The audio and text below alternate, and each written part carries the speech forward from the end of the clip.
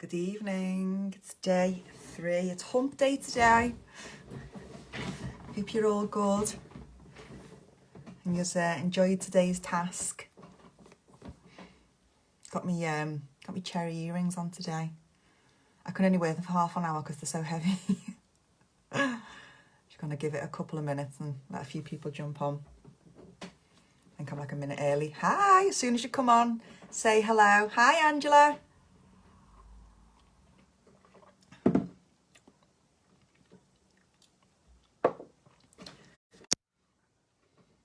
Don't know if you've seen that, but my alarm just went off to put my rubbish out.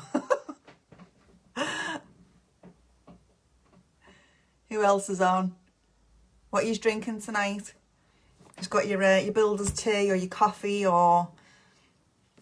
Tell you what I've got. I've got sparkling blueberry and raspberry flavoured water. It's brilliant, you know. It's like 40p a bottle, and it's got like no calories in it whatsoever. Got to get the rubbish. Yeah. And do you know what? Do you know it's really embarrassing? Like, I always forget that I've got my alarm to go off. So I've forgotten that the alarm's going to go off. And like, you know, like if you're at an event and your phone's on aeroplane mode and then it still goes off. And I sit there like this. I'm like, it's not me. My phone's off. And then I forget that it's my alarm. I'll just fix my chair. How is everyone today? How you feeling? Give me an emoji that explains how you're feeling.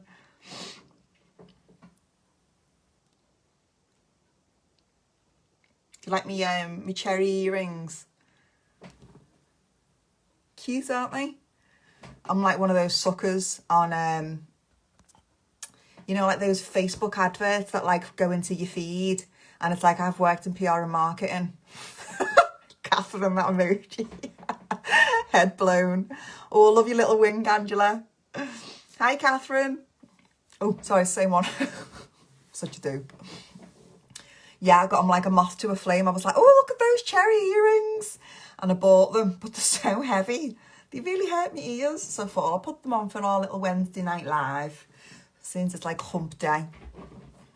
So let me think who we've got on today. So we had Joanne Moody posting today. Thanks, Moira. She said she feels like a boat sinking. You did make me chuckle. Louise, you said you felt like there wasn't too much aligned, but you wasn't that surprised. Hi, Jill.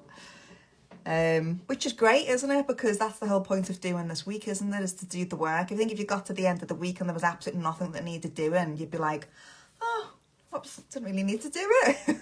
But at least now you've got like some clear new awarenesses to crack on with the rest of the week, haven't you?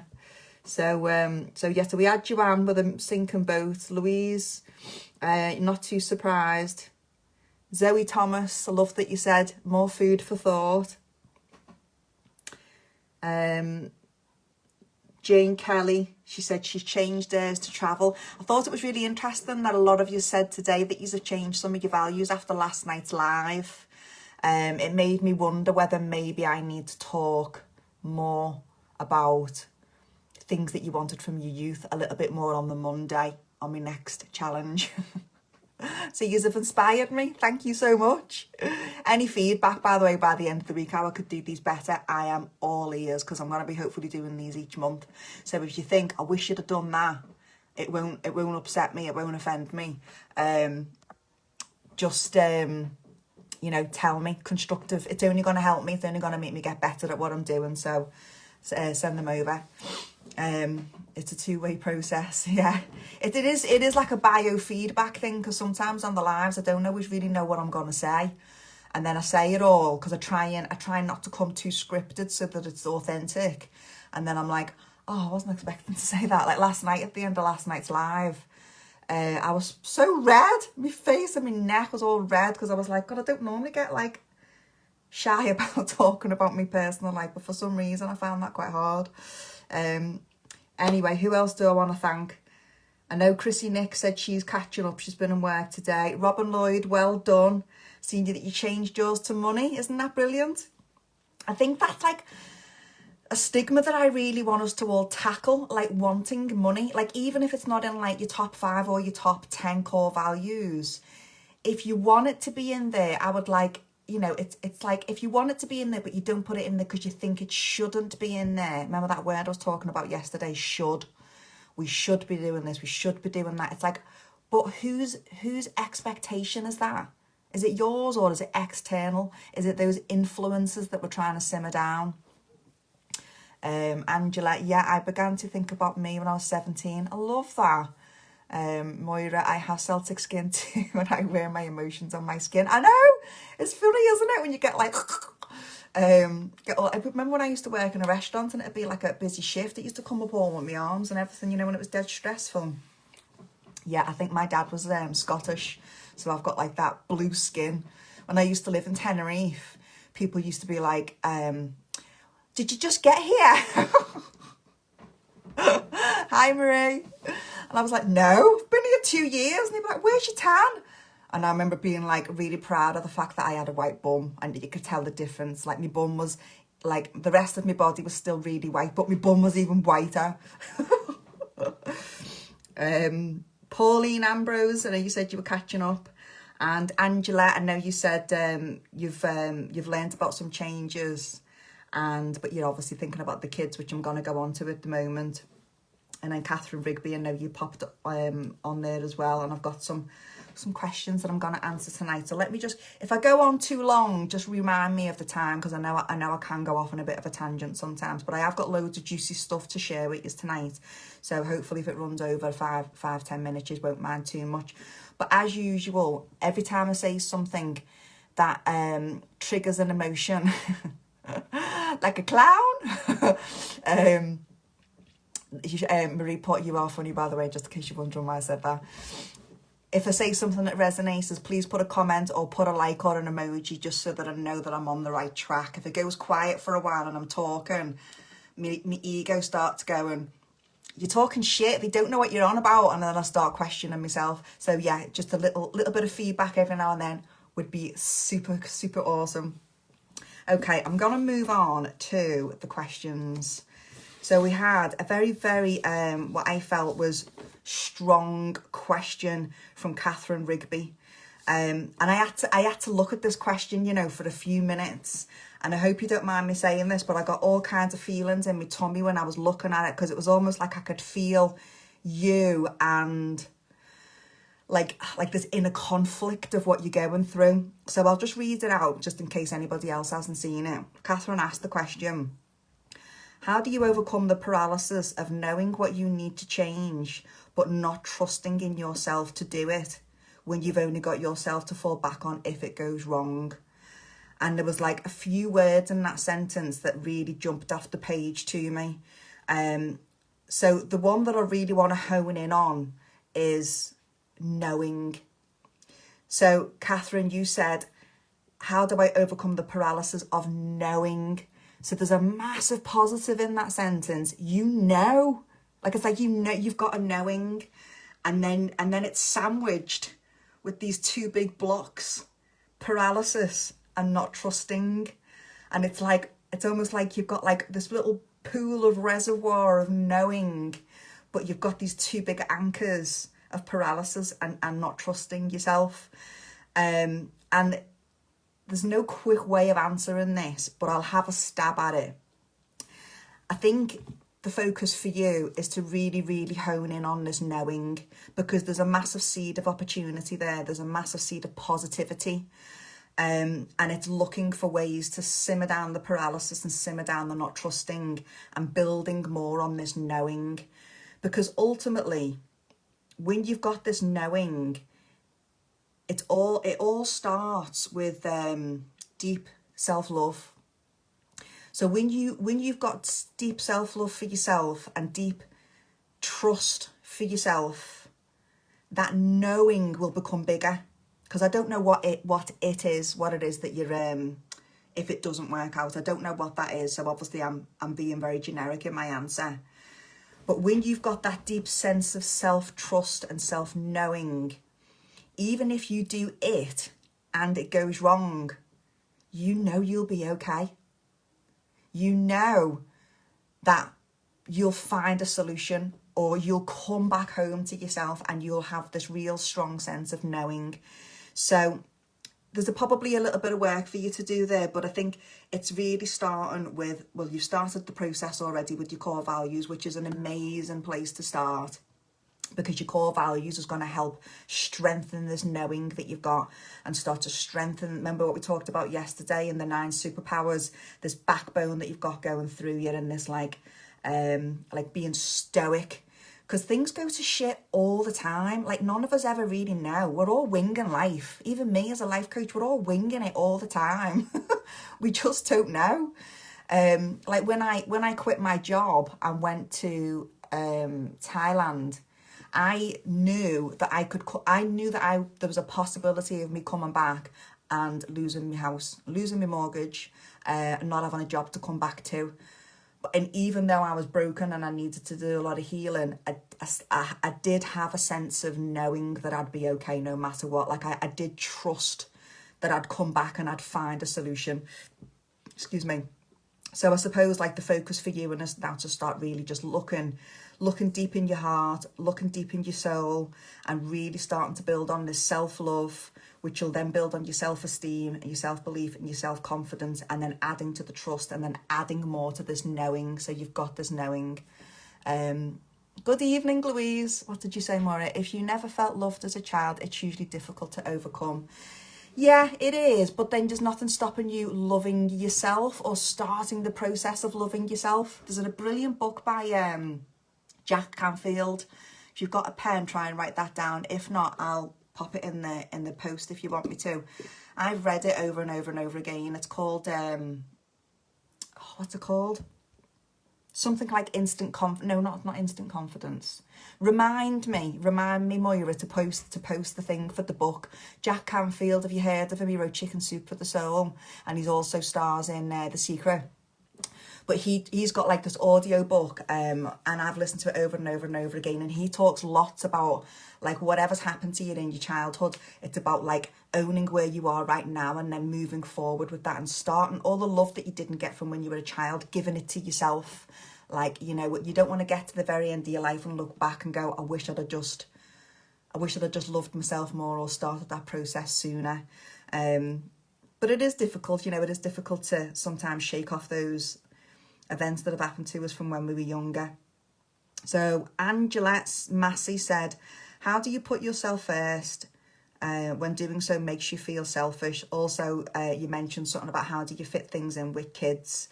As I mentioned yesterday, I haven't got kids, so I always want to be conscious and mindful of the fact that I don't know what it feels like to have a busy household with kids, so I never want to come across patronising or anything like that. But what I would really encourage you to do is just think of yourself like, have you heard of the, you're welcome, darling. Hi, Rachel. Have you ever heard of the cup theory? So if you think of yourself like a cup, and then there's like the saucer, when your cup is filled, you will then overflow onto your saucer. And your saucer is your kids and your partners and your friends and your family. But when your cup is only half full, you're not really in a position and a place to kind of then serve and then help other people, because you're in a place of almost lack almost. So it's about making sure that you're looking after yourself just as well as you're looking after everybody else. You're on the aeroplane and the air hostess says, in the case of an emergency and the mask drop down, put your mask on before you put it on your kids. It's the same as that. You've got to make sure that you're topping up your own self-love. Think of it this way. Have you ever had a boss who always kind of like looked after everybody else's needs and never really looked after themselves? Like, you could see it, you could see that that's how they were. I bet they weren't always very happy, were they? Now, if you could imagine, like, for that boss, if that boss was your line manager or whatever you want to call it, if that person had their needs met and were like fulfilled and, you know, got to take the breaks when they needed to, got to look after themselves, got to have the lunch breaks, made sure that they had some recreational time, wasn't always working all the time, when they then come in to run that shift, would they be a better manager? Would they be a better boss? Of course they would. And it's like you as a parent, it's like you as like, you know, a partner or whatever, whoever it is that's in your life. When you are fulfilled and nourished and looking after yourself, you will be a better provider and a better whatever role it is that you've got for everybody else in your life. So you're not being selfish. You're actually being very, very thoughtful for the people around you. It's like a car, you know, if a car never gets an MOT or service, do you think it's always going to run all right? Now, you've got to look after your car. You've got to make sure it gets fuel. It's the same for you. You are not being selfish. You are being sensible. So I hope that helps. Today's task. How did you find it? Give me a 1 out of 10. How much you found it hard or easy. I'm gonna do a little recap on tomorrow as well.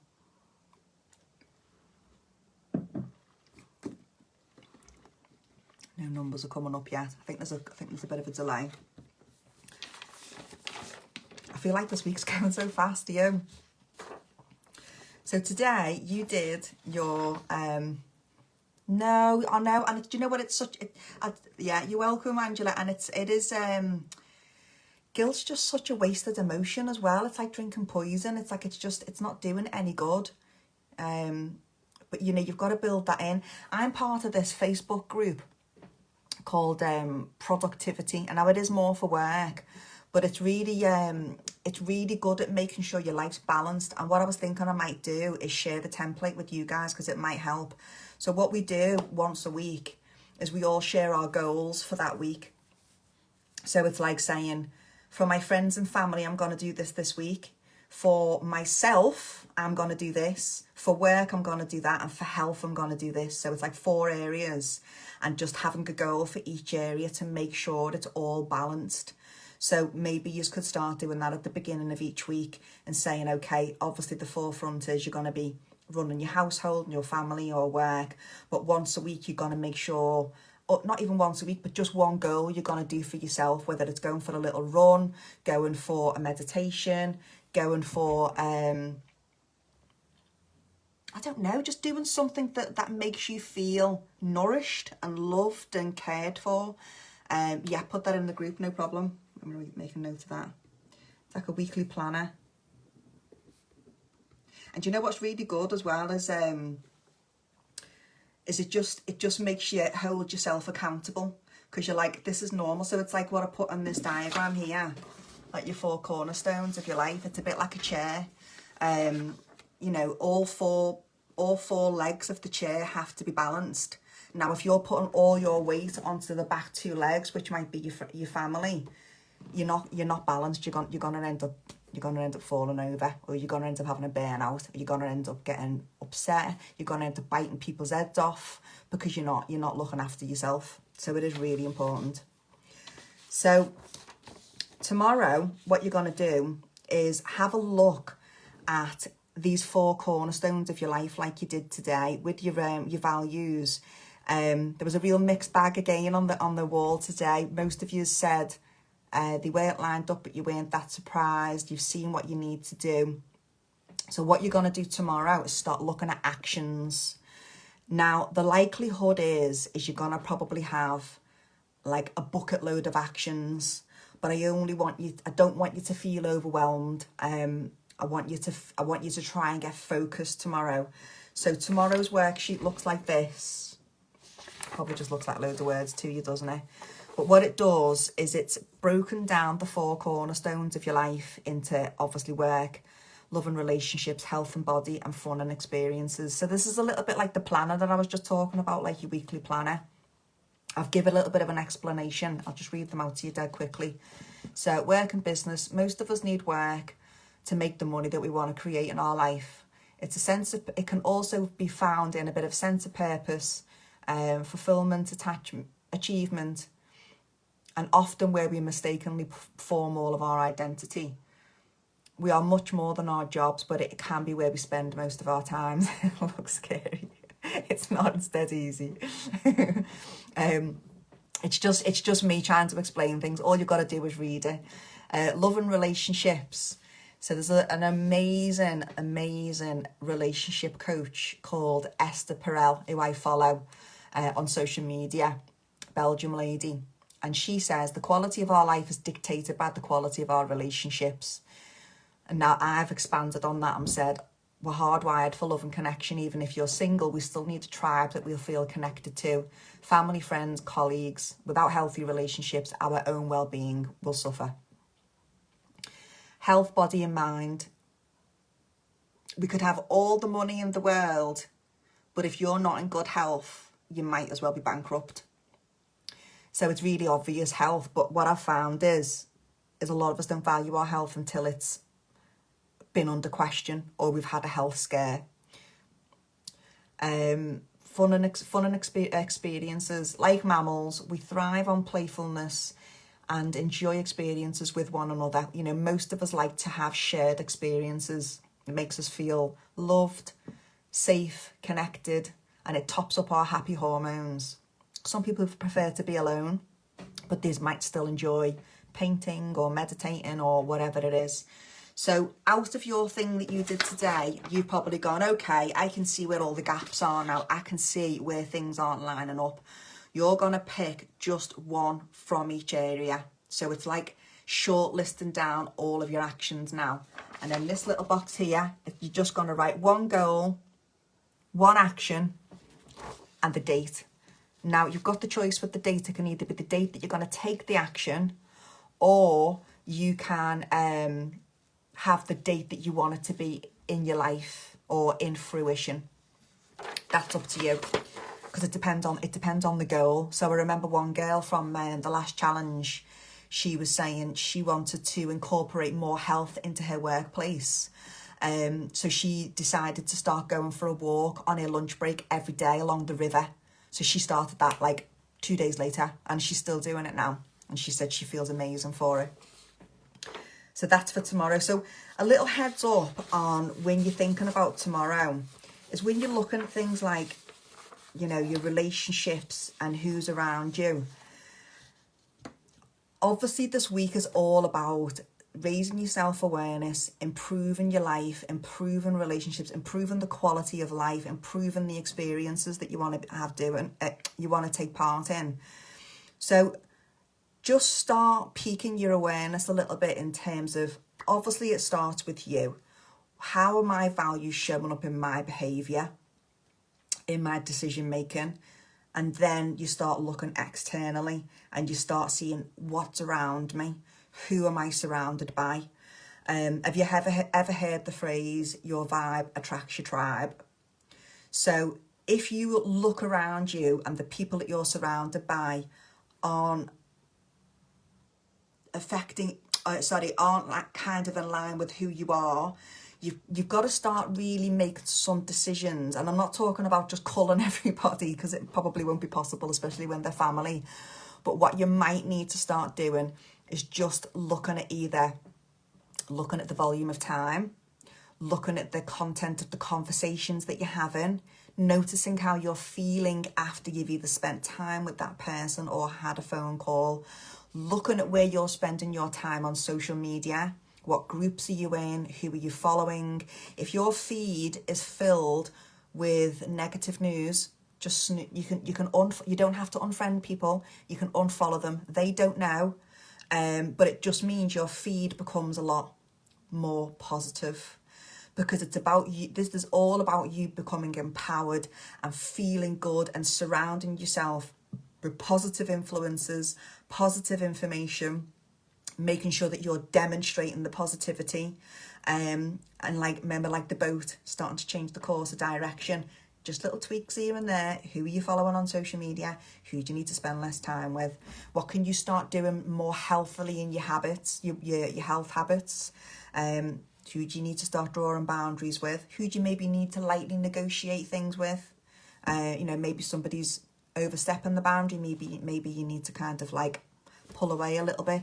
But this is your life where you are right now, and whatever you want for the rest of your life now going forward starts to take its shape from every decision you make from this day forth. So it's about, you can't change what you don't know. And now you know. Now you know, you've seen it. You've seen, like, on your exercise that you did today, you've seen what you know. You've seen what you know. You've seen what you need. You now know what you need to change.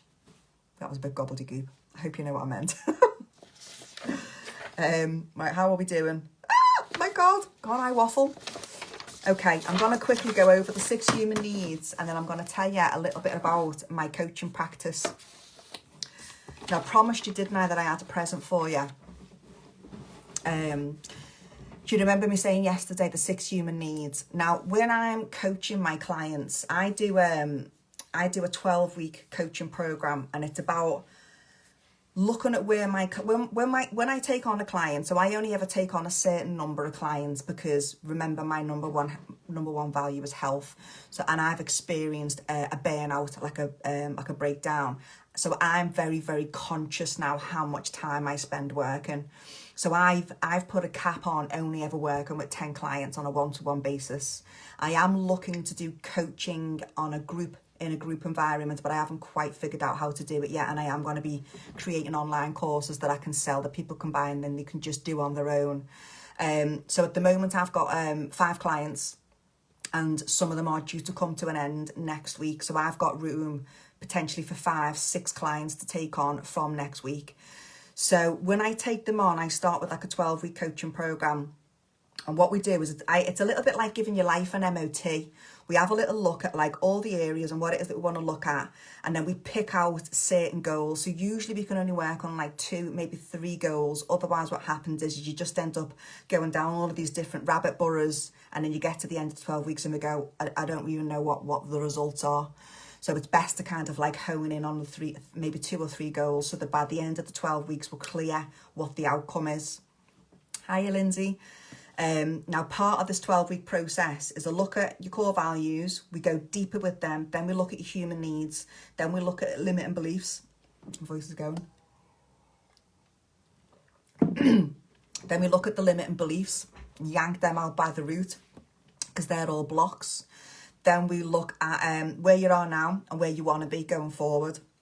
So the 6 human needs is one of the things that we look at. So it's like I arrive with like a soft structure, but technically the client's running the show. So I'll just tell you the difference between coach, mentor, and like what other, and where it gets confused. So when I'm in coach mode, believe it or not, I never give advice, because that's all I've done on these lives. But when I'm in coaching mode, I only ever ask thought-provoking questions. They can be quite triggering, but it's almost like you're being interrogated. But what can happen is when I'm in coach mode, is I'm teasing out the potential, and I'm teasing out the abundance and the person that's almost locked inside you. So it can feel a bit icky and it's a bit like pushy. But the plus side to that means that you are a lot more confident by the end of it, because you've done all the work and I've just kind of almost pushed it out of you. Now, when I'm in mentor mode is where I am now, is where I'm giving you advice, I'm giving you guidance and telling you what to do. I'm kind of handing it to you on a plate. Now, the good thing is you don't really have to do an awful lot of work other than listen. The downside is there's probably a strong chance that you might not do anything, if you've still got limiting beliefs standing in the way. Now, what I am not is I'm not a therapist. I'm not a therapist and I'm not a counsellor. So what that means is if you've still got things from your past, like past traumas, post-natal depression or post-traumatic stress, or things from your childhood that need healing, I can't help with that, unfortunately. I'm not trained, I'm not qualified, and I'm not insured. But what I can do is I can look at how it's affecting you today. So we can go, whatever that was, how is it affecting you today? And how are we going to move forward with it? So I just want to be really, really clear with what I can do and what I can't do. Now, if you are interested in working with me as your coach, but you're a little bit confused as to what I've just said, what I am offering is phone calls next week. It's not a coaching session, it's more of like a discovery call. So it's a 20-minute phone call.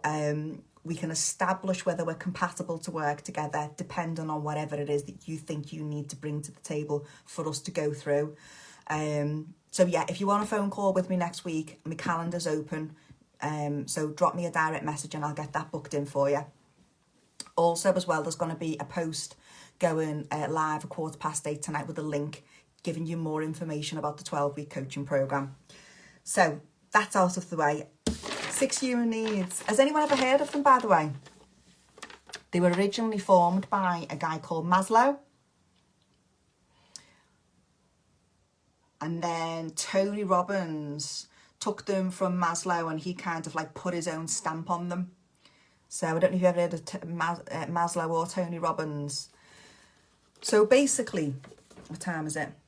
I'm going to try and sum this up in 5-10 minutes. As human beings, hierarchy, yeah.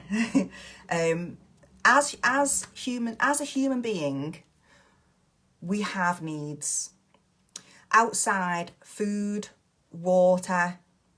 You've seen Tony. Yeah, you've heard of her, Catherine. Yes, Louise.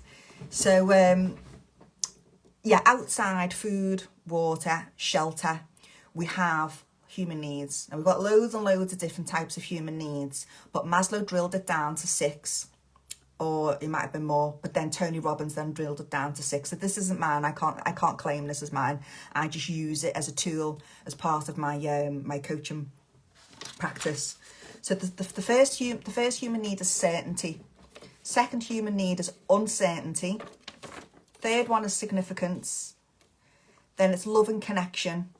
Then it's growth. And then it's contribution. Now, when you think about it, when I first started studying this, my head just, whoever put that emoji on at the beginning, was it you, Catherine, with the blown head? That's what mine was like when I first started studying the 6 human needs, because I was like, oh, so that's why I used to act up when I was a teenager. Everything just became so clear to me. Excuse me.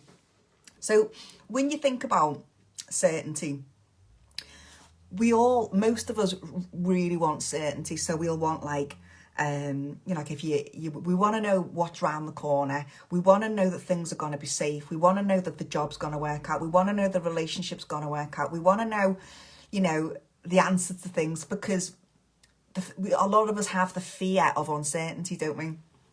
But if you're always playing it safe, how boring would life get?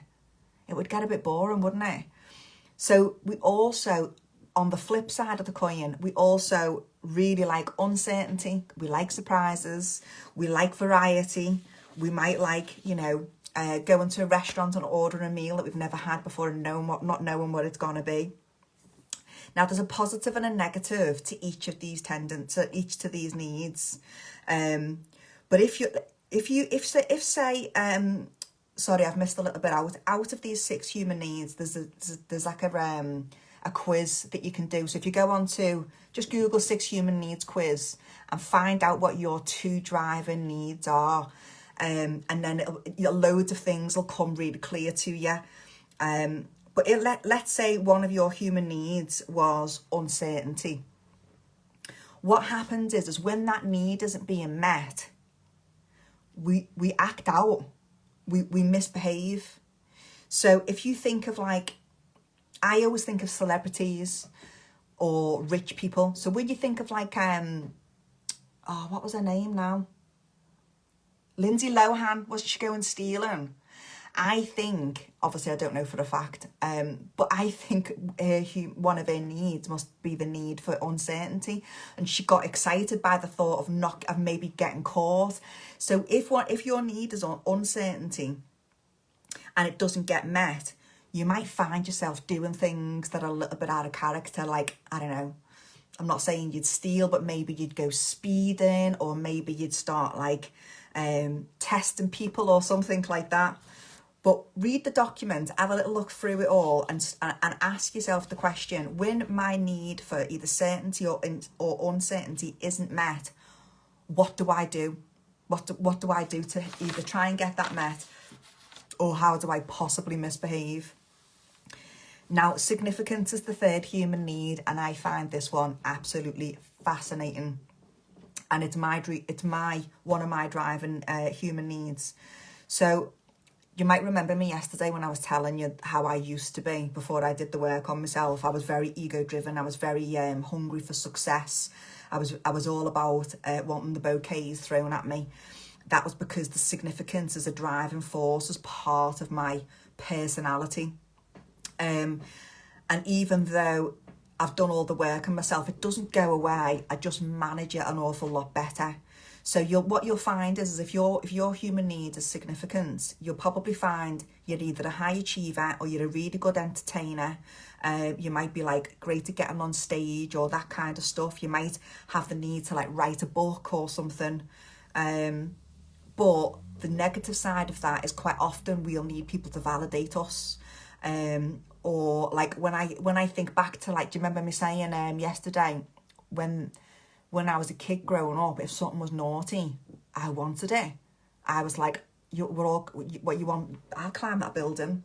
I'll be the first to drink that bottle. I'll be the bloody first to try drugs and stuff like that. So when I knew that, I was like, it's just because I just wanted to feel significant. This is why kids get into gangs. You know, it's like when you look at a kid who's misbehaving, it's usually because they just want to feel significant. So yeah, I have a little read of it and just go, oh my God, there'll probably be loads of things that resonate with you. Yeah, Angela, wow, it's crazy, isn't it? Connection. I mean, it's quite obvious, this one, isn't it? Love and connection. So as human beings, we need it, don't we? Even babies, like, you know, I can't remember it was you said earlier, but like, you know, when a baby isn't cared for and loved as a child, it can affect them then growing up, because we do need it, like we need food and water. So if you are aware that that didn't happen to you as a child, now it's time to really start loving yourself, taking yourself on loads of dates, doing what any inner work that you need to do. Another little recommendation as well, if you've never heard of it, is a fabulous woman called Louise Hay. She does lots of mirror work. So if you buy her, she's got a website. Sadly, she's dead now, but she's got all of her coaching and mentoring information is still all in the public domain. She's got it she's got like a school or something, I think, but she's wrote about 4 books all on really, really like falling in love with yourself, like deep self-love. I've done I've done quite a bit of her work now, loads of mirror work. It's really good, like where you talk to yourself. But you know, if you're not getting love and connection at the moment, like I'm single, like I've got a cat, and everyone thinks I'm like the crazy cat lady, but I love my cat. Like I talk to him like he's like my best mate. I'm like, come on, you and me, couch time. And then he goes, okay, in cat language, because I know what he means. And then he literally just gets there, and I just feel so loved. Like I know the way he looks at me. So there's ways of getting your love, isn't there? And then the last 2 is growth and contribution. So Tony Robbins says that if we're not growing, we're dying. Now this week, you have all done loads of growing. You have all been expanding and stretching your capacities and challenging yourself and facing things that feel uncomfortable. You have all been growing loads. I'm so proud of all of you. And you know, like by the end of the week, hopefully you'll feel good from it because you've done loads of great work. But with growth comes pain. And we know that, don't we? Which is why sometimes people can do loads of really good work on themselves and then retreat back into old bad habits. And then finally is contribution. Contribution was a massive wake-up call for me, because the old Karen would have been like quite selfish really and never really asked about contributing, apart from like the people in my inner circle or whatever.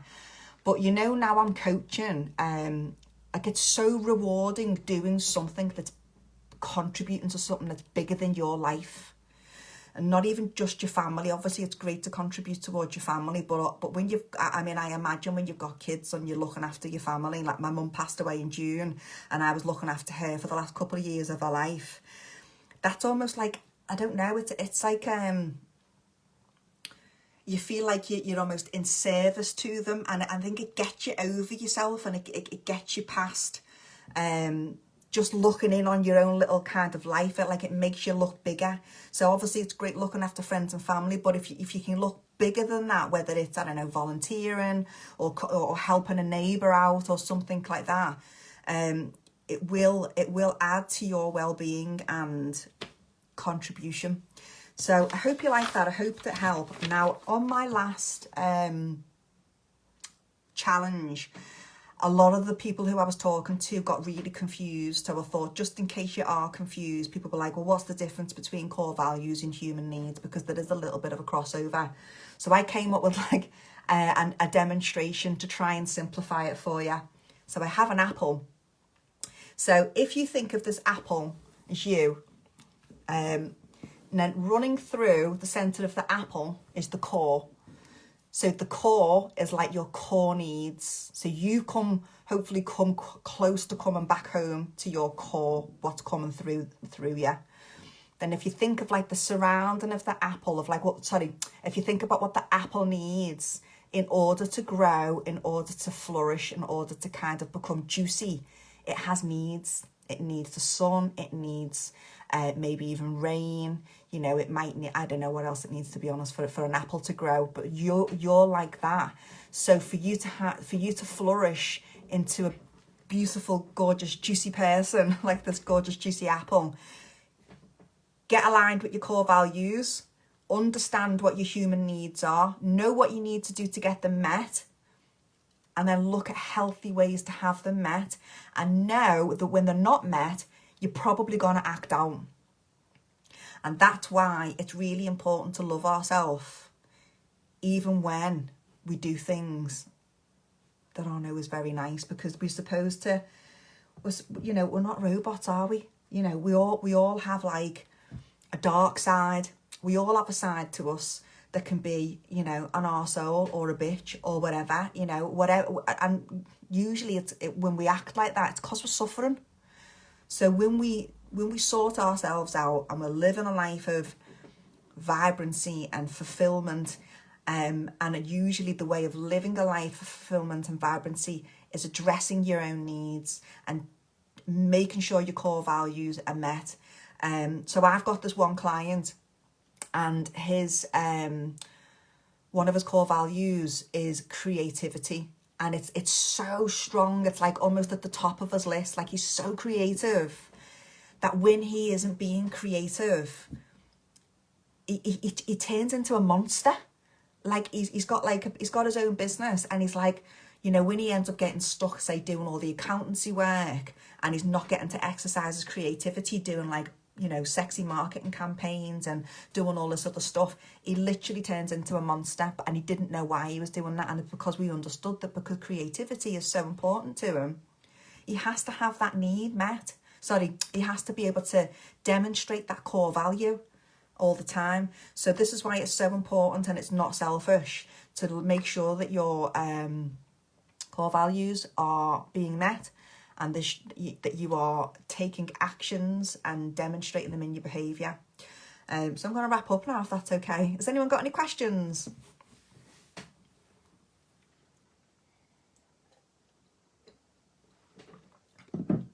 Just trying to check my list, if I've missed anything off. I don't think any are coming up. Can't wait to get these earrings out. I weighed them, you know, they're like 8 grams each. Thank you. Oh, thank you. So yeah, have a little look at that document with the human needs, and just have a little bit of fun for it. Makes so much sense. Love the examples. Lots to think about there. Very interesting. Thanks. Oh, that's great. Thank you so much, ladies. Which will the resources all be posted on the page? Is that the books that I've recommended and the other stuff? I'll write them all down now and I'll post them on this live. But if I forget, Louise, just direct message me and go, can you, and ask whatever it is that I've missed, because I think I've said a few things tonight, haven't I? But yeah, well done, everyone. I'm so happy you're all sticking with it. You've all been amazing. Good luck with tomorrow's exercise, and I'll see you tomorrow night. Good night.